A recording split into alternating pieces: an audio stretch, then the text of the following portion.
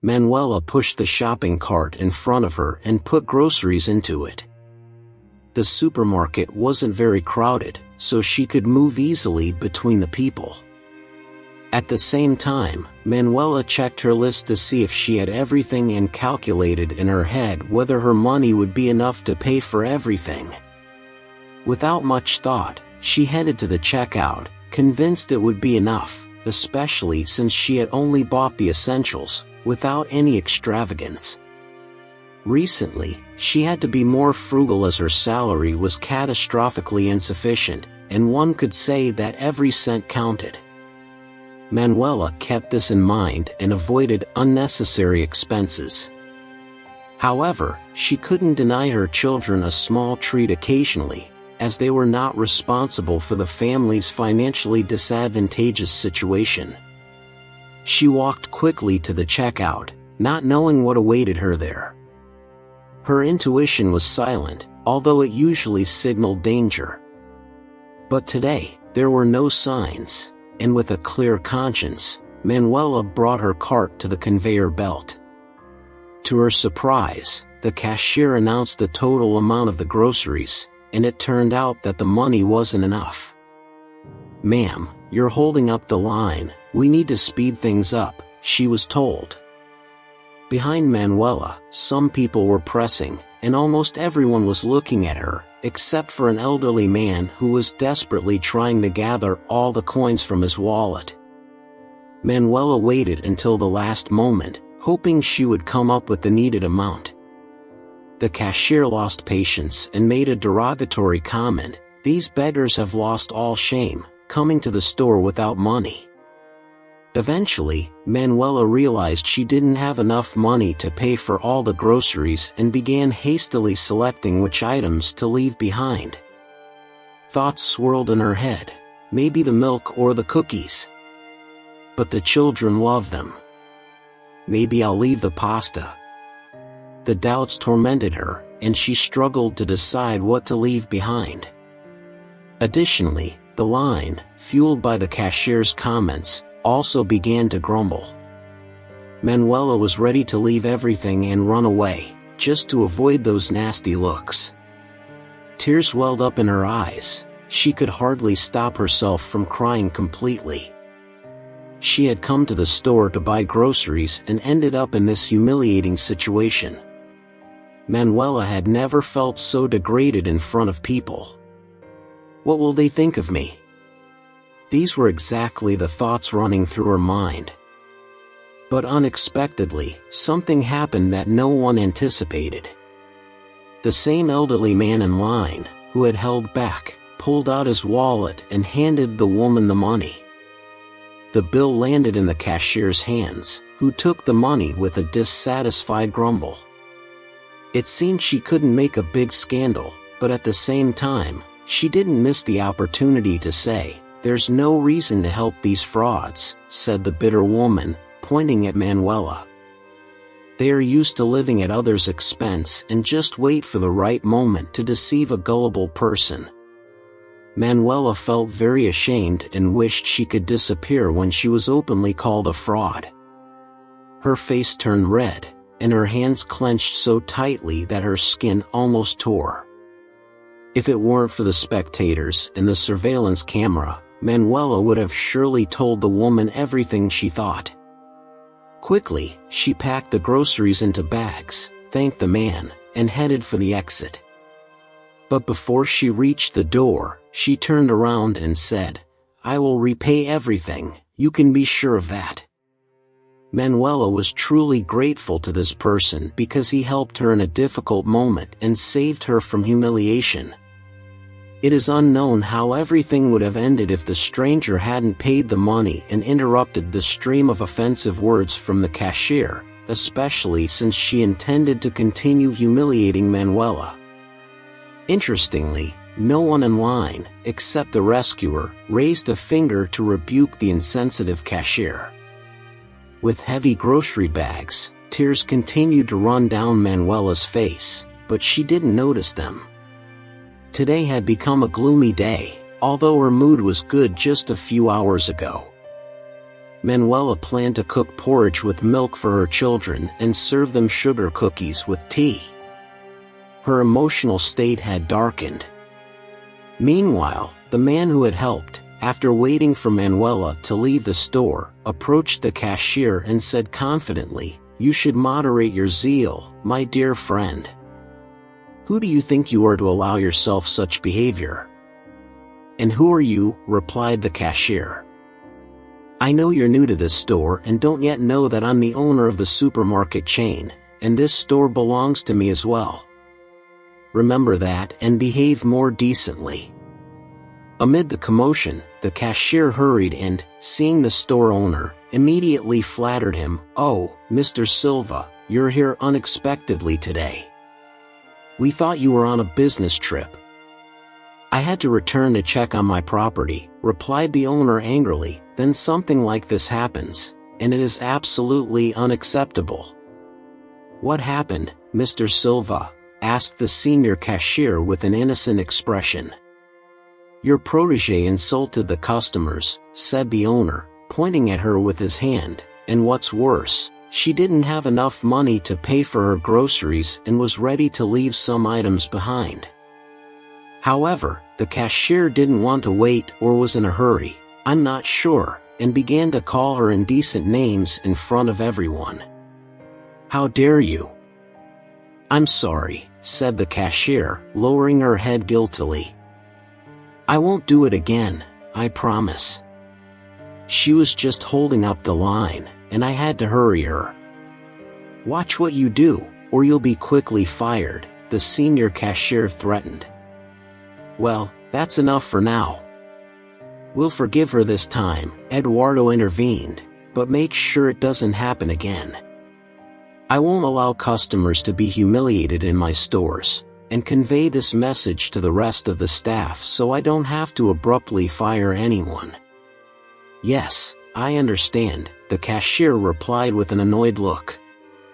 "I will print the memorandum immediately and distribute it to all employees. Please don't fire me, let's consider this a last resort." "All right, but it's your responsibility," Eduardo warned, pointing his finger. Surprised faces spread immediately in the line. It seemed that the cashier had vented her anger on an ordinary customer, which often happens in other stores, but the owner stood up for her. It was absurd. Of course, no one expected him to do that, and one could say that Eduardo Silva was a patron or simply a very kind person. "Would you like some coffee?"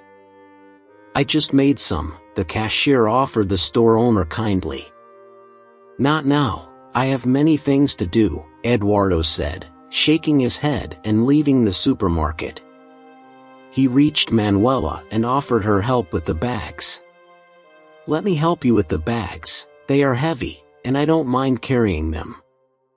"Oh, that's not necessary, I can manage on my own," Manuela replied with a heavy sigh but handed him one of the bags nonetheless. "Sorry for not introducing myself earlier.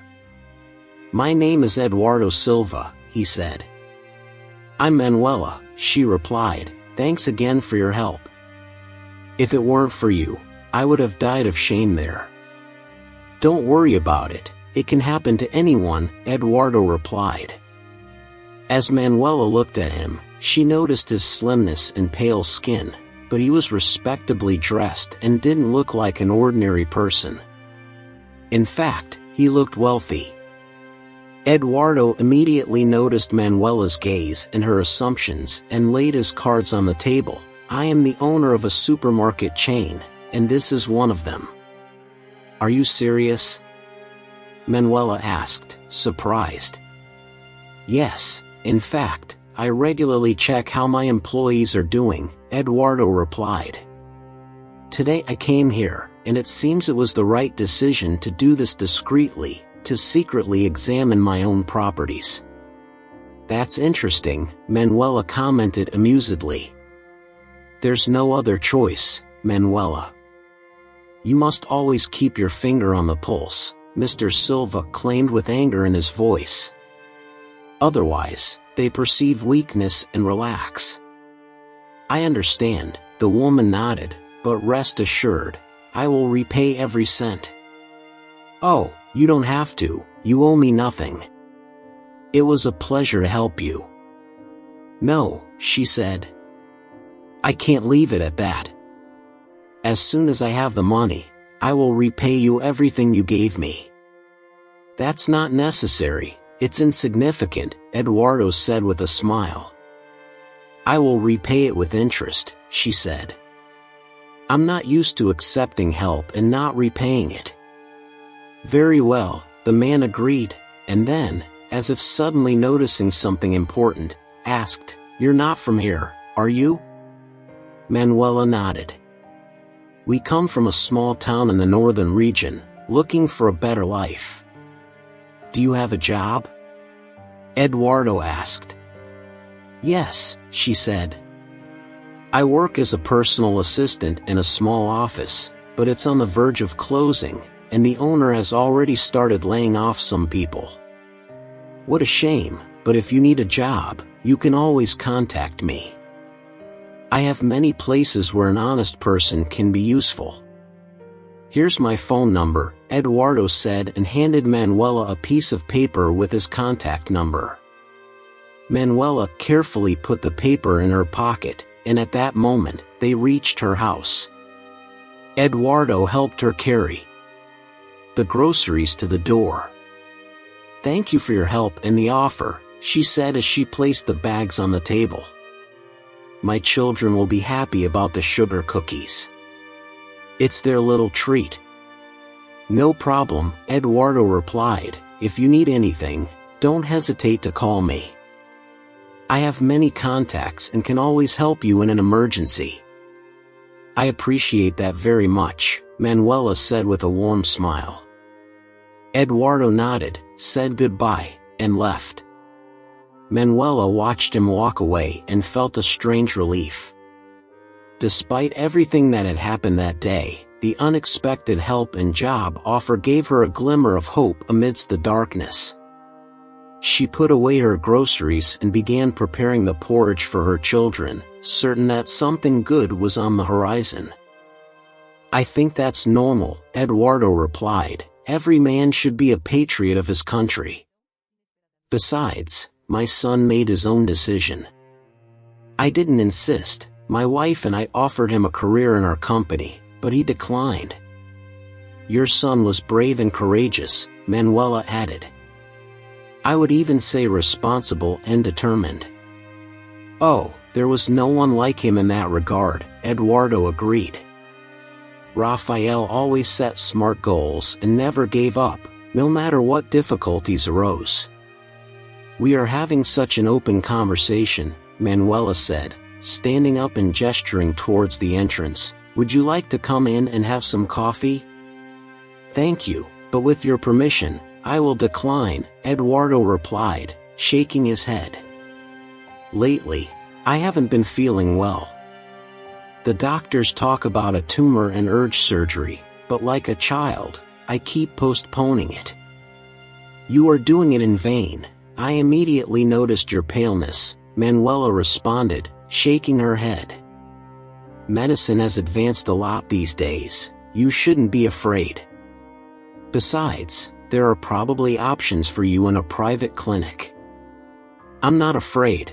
I just don't have the time, Eduardo forced a smile. The paleness is due to blood pressure issues. Sometimes it rises, sometimes it falls. I take medication, but they don't always help. That's exactly why you need to get checked, Manuela insisted. Well, maybe another time when I have time, Eduardo conceded. I will look for your husband and try to find something out. It's a shame you declined the coffee, Manuela said. I'll be waiting for news. After that, they exchanged phone numbers and said goodbye. Eduardo Silva was indeed sick, but he kept postponing treatment. He wasn't afraid of the doctors, he simply had no one to entrust his business to, especially now with a recent incident requiring even stricter control. After all, the employees could easily slack off, which he couldn't allow, as it would mean admitting his own weakness. To begin the search, Eduardo needed the services of a detective. One of them was Luis Souza. Before retiring, he worked as a senior investigator in the homicide division. Eduardo planned to meet with him without delay, unlike his own illness, which he kept postponing. In 40 minutes, he arrived and looked up at the third-floor windows where the detective lived, with whom Eduardo had been closely connected in his youth. Luis was involved as a young investigator in solving the death of a child. Eduardo was a suspect because blood traces and fingerprints of the victim were found in his house, but it soon became clear that he had been framed, and it was Souza who proved it. He tracked down the criminal and arrested him. The young investigator was rewarded, promoted, and rose through the ranks. Later, Luis built a career and became a senior investigator. Shortly before retiring, he had the opportunity to work as a department head for 6 months. Luis greeted Eduardo with a smile and said, "Eduardo, long time no see." He hugged his guest and led him into the apartment, straight to the kitchen. "Let's have a drink to celebrate the reunion." "I won't decline," Eduardo said, patting him on the shoulder. "We have seen less of each other lately." "I was completely immersed in my business, and you are always busy," Eduardo replied with open arms. "That's why we don't meet as often as before." "Luckily, we still remember each other's addresses." "That's true, it means our brains are still working," Luis said, pouring drinks. "Let's drink." After emptying their glasses, they enjoyed the salad and ham slices that the detective carefully took out of the fridge. It should be mentioned that his apartment was in perfect order, every object and item had its fixed place. Even during his time as an investigator, Luis had developed an iron discipline, which he continued to maintain. Despite his wealth, which would have allowed him to have a housekeeper. "You know, Luis, I didn't come to you without reason," Eduardo Silva said, pushing the salad plate away from him. "I had already guessed that," Luis replied. "With a reserved person like you, sometimes I have to pull out every word. And after your son's death, you withdrew even more." "You know that's a sensitive topic for me," Eduardo responded with frustration in his voice. "Sorry, I got carried away in the wrong direction," Luis said, raising his hands. "What happened? Tell me everything." "I need your help as a detective," Eduardo replied. "I know you had more success in this field than with the police." "Oh, is that so? Then Detective Souza is not out of fashion these days," Luis joked. "Why should he be? Your skills were always highly valued, but this time I need a detective. Believe me, I came to you with an offer that's hard to refuse." "All right, I'm listening attentively. Go on, preferably with specific details." "I met a nice woman named Manuela today.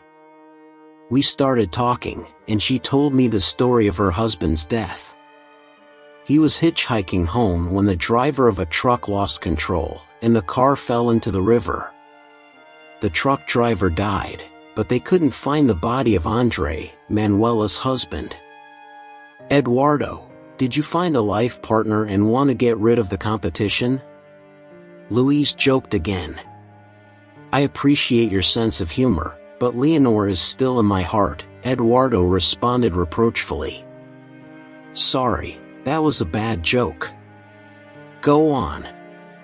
"So, she buried an empty coffin with her husband's belongings," Eduardo continued, "but I have doubts that he is really dead." "Why do you think that?" the detective asked. "If the car fell into the river, there's a high probability that his body was simply washed away. The current carried him off, and wild animals could have eaten him," said the detective. "I thought the same," Eduardo agreed. "Still, I'm asking you to take on this case. What do you say? Can you find him, at least his body, so Manuela can give him a proper burial? I can't guarantee anything, Louise shrugged. But I will do my best. Don't be disappointed if there's no positive outcome. Sure, I understand all that, Eduardo replied. It's a challenging case, long travels, no guarantee of finding anything. By the way, where did the accident happen? Let me write down all the information Manuela gave me on a piece of paper, Eduardo said, taking a notebook out of his inner pocket. He wrote down the few details he had at that moment. It's not much, but it's something, Louise said, looking at the notes. My business with one of the clients will be completed in a few days, and then I will take care of your case. Just don't wait too long, Louise promised. Sure, I've never let you down, the detective replied. Who knows? Another drink? I've had enough to drink, my blood pressure is going crazy, Eduardo declined. If you find this person for me, then we will have an honest celebration. I'll even bring a 10-year-old cognac. Consider it a fact. With that, they parted ways. Eduardo went home, and Louise began calling his informants. He couldn't refuse to help his friend. After all, Louise had literally saved Eduardo from prison, forging a strong friendship between them, and they remained together over the years, no matter how difficult life became. As for Manuela, she doubted Eduardo would succeed. A lot of time had passed.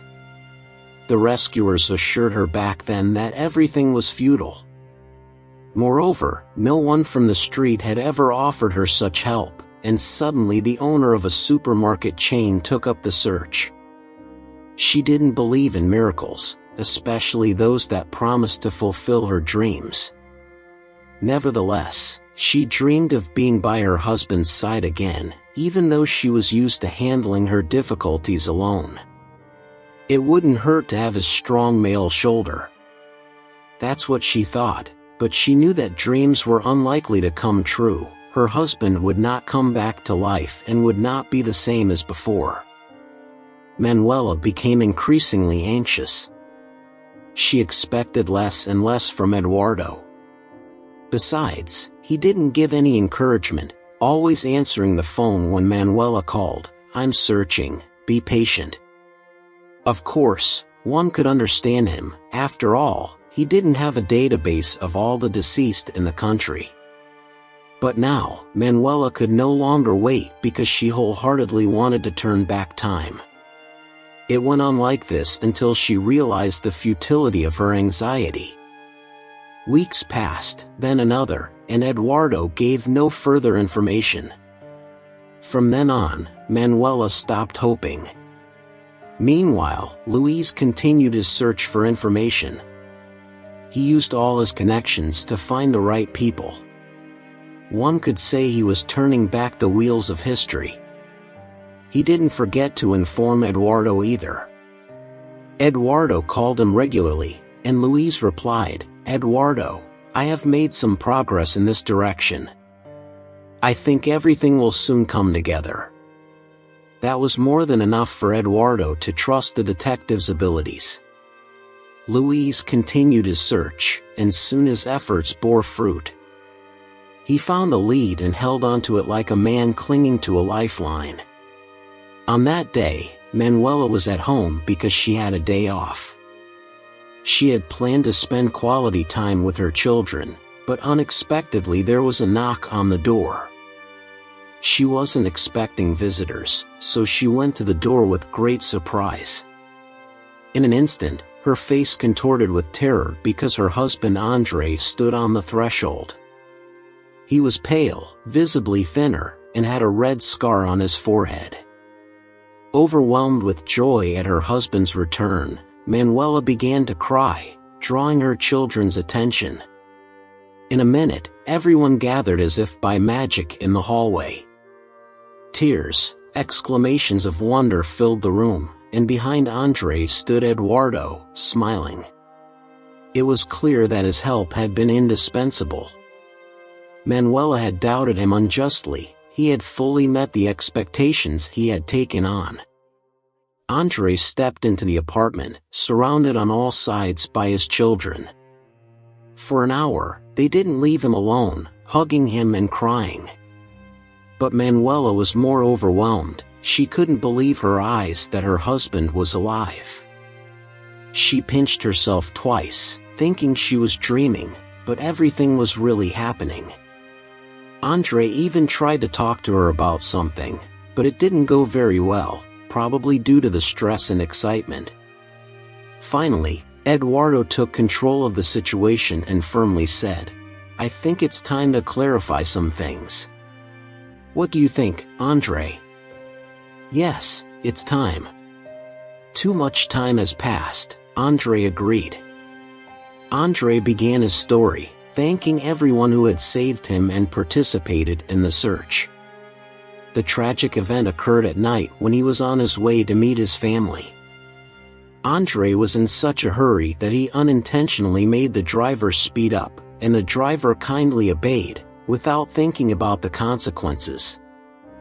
A winding road with sharp turns, and exactly in one of those turns, the car lost control.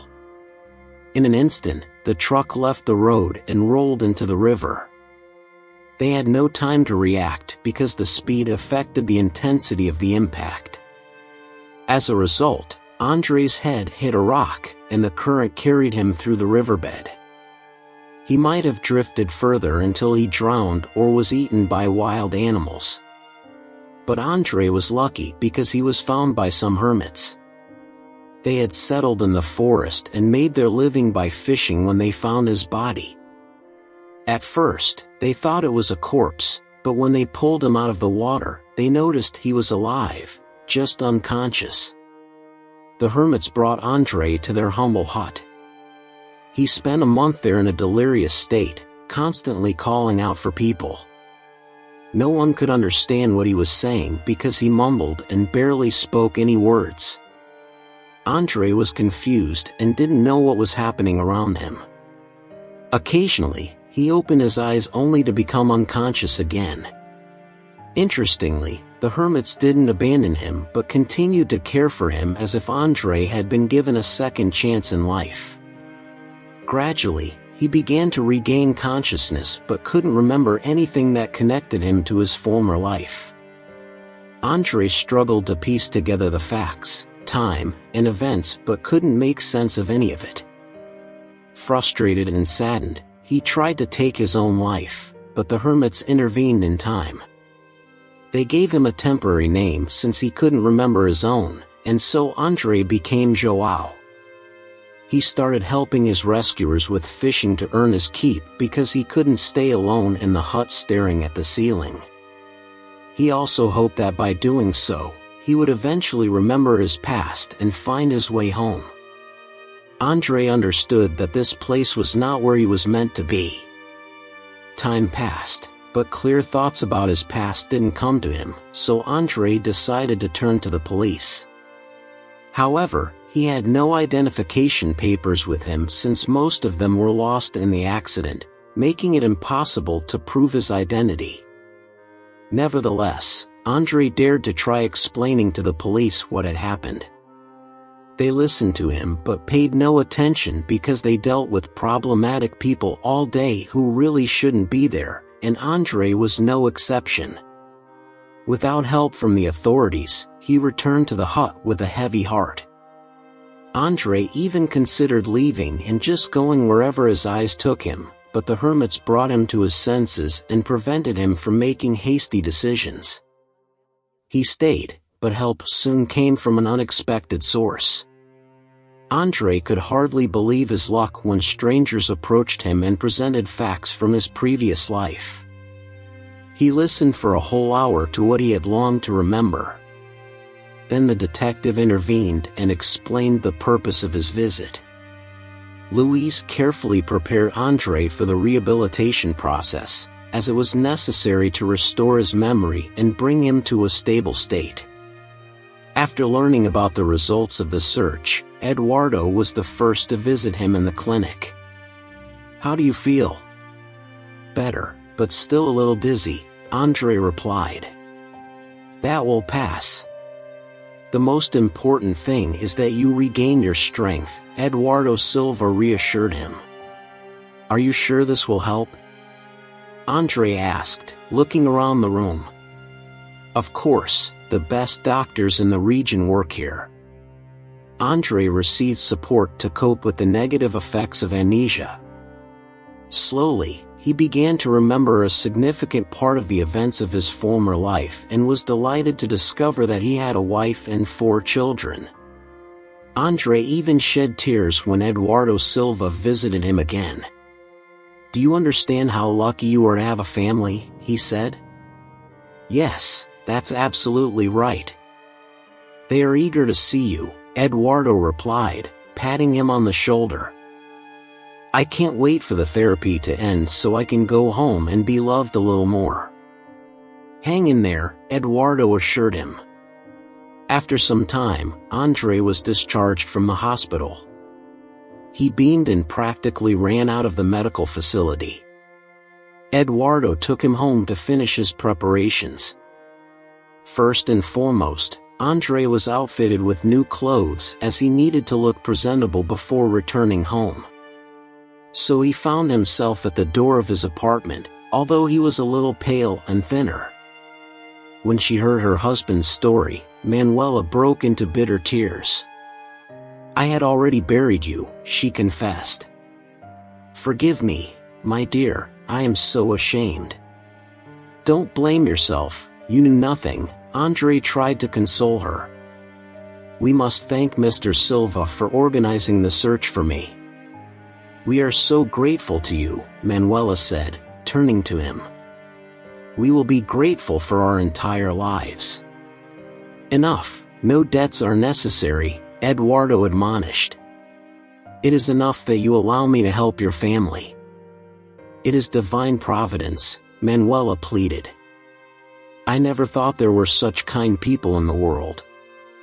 From that day on, Eduardo Silva took Manuela and Andre's family under his wing.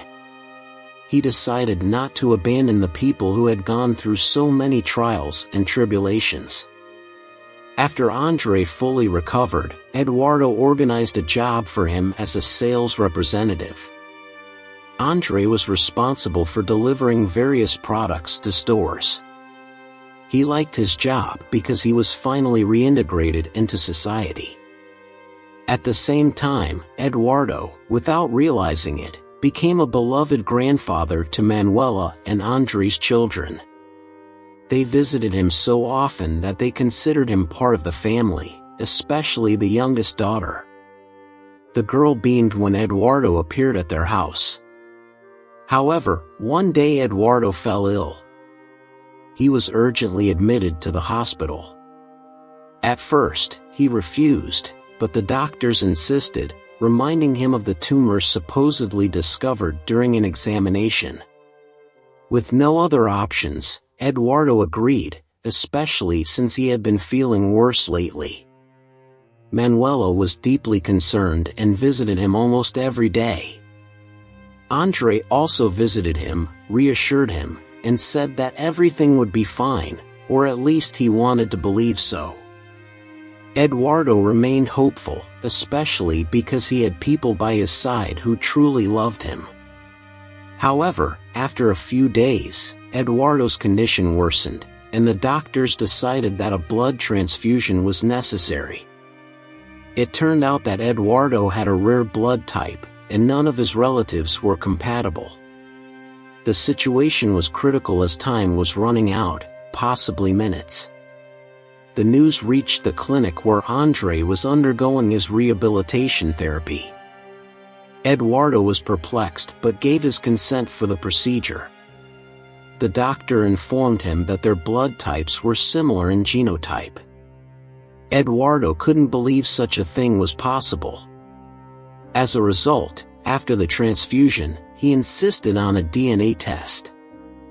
All samples were sent to the lab for analysis, and they waited for the results. Meanwhile, Eduardo began to recover. He hastily informed Manuela and Andre of the developments. That day, they rushed to the clinic to check on him personally and congratulate him. "As you can see, medicine really works wonders," Eduardo praised. "I told you they would help you," Manuela nodded happily. "And the most important thing is a big thank you to Andre," Eduardo continued. "If it weren't for him, I probably wouldn't be talking to you now." "Oh, stop. I just gave you my blood for the transfusion," Andre replied. "And that's exactly what helped," Eduardo Silva responded, raising his finger. At the same time, he had not yet informed Andre about the DNA test he had requested. He couldn't reveal this information prematurely without confirmation of its accuracy, so he remained calm. Thanks to the efforts of the doctors, Eduardo Silva felt better every day. He no longer felt tired, and the headaches that had plagued him earlier were gone. Finally, the results came, and Eduardo was extremely surprised to find out that Andre was his son. But that couldn't be possible for him. Rafael was the only person he considered his true family and into whom he had invested his heart and soul. To dispel his doubts, Eduardo turned to Luis again, who conducted a new investigation. The facts he discovered were simply shocking. Eduardo had just been discharged from the hospital and came home to see Manuela and Andre, who were already waiting for him after preparing a lavish meal and gathering the children. When he saw them, Eduardo asked them to follow him into the living room. "I have a very serious conversation to have with you." "Didn't they completely heal you?" Manuela asked worriedly. "No, everything is fine with that," Eduardo shook his head. "They did a great job, even better than expected, but I came to share other information." "We're listening attentively," Andre said. "How can I say this correctly?" Eduardo hesitated. "It seems that you, Andre, are my son." Andre fell off his chair upon hearing this. He immediately began to sweat, and his face turned pale. Manuela's eyes widened in disbelief as she had never expected such news. "I can't believe it, but how is that possible?" Andre asked in surprise as he recovered from the shock. "I didn't believe it at first either. But then I read everything and was convinced it was true," Eduardo replied, handing Andre the document with the DNA test results. Andre read it carefully and ran his hand through his hair. "Well, these are really shocking news," he said after a moment of confusion. "I'm sorry, but I had to do the DNA test," Eduardo continued. "It turned out that our blood types were similar after the donation. I didn't believe it, and that's when the doctors provided evidence. After the procedure was completed, I contacted the lab." "I still don't understand," Manuela interrupted. "We'll find out soon," Eduardo replied. "I asked our detective to compile all the information about my son's birth." A few hours later, there was another ring at the door. It was Luis. "Good morning," he greeted everyone cheerfully. He began delivering the information. It turned out that there had been a fire in the maternity ward where Eduardo's wife was staying. Eduardo learned about it only when he returned from a business trip. He was assured that his wife had remained unharmed and that everything was fine, but he was also informed about the birth of a son. Initially, it seemed like an incident that could be considered resolved. However, no one could have predicted that the children would be switched due to the negligence of the medical staff amid the chaos of the fire. All babies were placed in a room during an unfortunate incident. The tags identifying Eduardo's son and another child were lost when the fire was extinguished. Everything was returned to its place, but with errors. The children were essentially swapped, and Eduardo's wife received another person's baby. Luis finished his story and looked at them. They did not react. His grateful listeners didn't respond for the first 2 minutes, especially Eduardo. But then he seemed to have a revelation. "Then it seems that I have raised someone else's child my whole life?" he asked in astonishment. "It seems so," Luis replied with a hint of sadness in his voice, "but I see nothing wrong with that. The important thing is that you considered him your own son." "You're right," Eduardo agreed. "But it's still a lot to process." "But you gave him your heart," Manuela supported, "and he thanked you for it." "So, Andre is my only son," Eduardo concluded, "and I knew nothing about him." "Eduardo, it's not your fault," the detective reassured him. "Instead, think about how much luck you've gained. If someone told me I would find my son, I would jump for joy. I am truly happy. I'm just a little confused at the moment." "It's okay. Everything will be fine. The important thing is to accept this fact," Luis concluded. "Well, it seems my mission here is fulfilled. I must leave you now." "Thank you very much," Manuela expressed her gratitude. "You have done so much for our family. I will pray for you for the rest of my life. May you have health and happiness." "Honestly, I didn't expect this," Luis felt moved. "But thank you too, Eduardo. If you need anything, I am always reachable. Call me anytime." Eduardo nodded in response. When Manuela saw the guest out, he finally regained his composure and embraced Andre fatherly. Now he truly understood that his own son stood before him. Tears streamed from the older man's eyes, and he didn't even try to hide them. Andre was also moved, as he had recently witnessed significant events in his life for the second time. Manuela invited everyone to celebrate this important occasion. The reunion of father and son could not go unnoticed. Eduardo spent the night with them and slept in the children's room. But before that, he spent a whole hour telling stories to his grandchildren. Now he was the real grandfather, not just a guest, and he could shower them with all his love, which he did.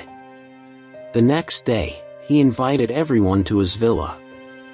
There he had a big house where he retreated from the hustle and bustle of the city. Manuela noticed a small structure that looked like a chapel and asked cautiously, "Is that in honor of your wife and son?" "Yes, you are right," Eduardo nodded. "I built it shortly after Raphael's death and later added my wife's initials. They are buried together in the cemetery. This is our family chapel. I come here to find solace and talk to them." "I understand. I won't disturb you." Manuela left him alone and asked the children not to bother their grandfather for a while. Meanwhile, Andre observed his father standing near the chapel, walked up to him, took off his hat, and crossed himself silently for a few minutes, each lost in his own thoughts. Wiping his face and turning to his son, Eduardo said, "I hope I don't lose you again." "That won't happen, Dad," Andre replied and hugged his father tightly. Manuela watched this scene from a distance and rejoiced inwardly, for fate had returned her living husband and also given her a father-in-law. It seemed that these events in their lives were not meant to happen.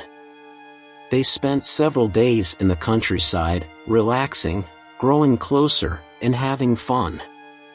In the meantime, Eduardo decided to make Andre his business partner and, not wanting to waste time while he was still alive, sent him to a crash course in financial education. Initially, Andre was hesitant, but under the pressure of his wife, he agreed, especially given the promising prospects. Eduardo admitted to himself, "I am not immortal and need a successor." There's no one else I can pass the business on to. In fact, I thought everything would be lost after my death. Why do you think so? Everything is going well, Andre said. It just seems that way, Eduardo shook his head. I've been on the edge of the beyond for a long time. Leonor and Raphael are waiting for me there. I see them every night in my dreams. All right, we have a deal. I will try to understand the complexities of the business, and you promise me to set those thoughts aside, Andre said. During the courses, Andre absorbed all the information the instructors gave him, took meticulous notes, and practiced his skills, realizing that in the future, he would have no one to guide him. Andre prepared himself to face all the challenges that might come his way. Eduardo also didn't neglect his grandchildren. He created the most favorable and comfortable conditions for them, as he had confessed. Raphael didn't have the opportunity to give me this, but at least Andre did by bringing me 4 grandchildren. Eduardo spent almost every day with them, showering them with care.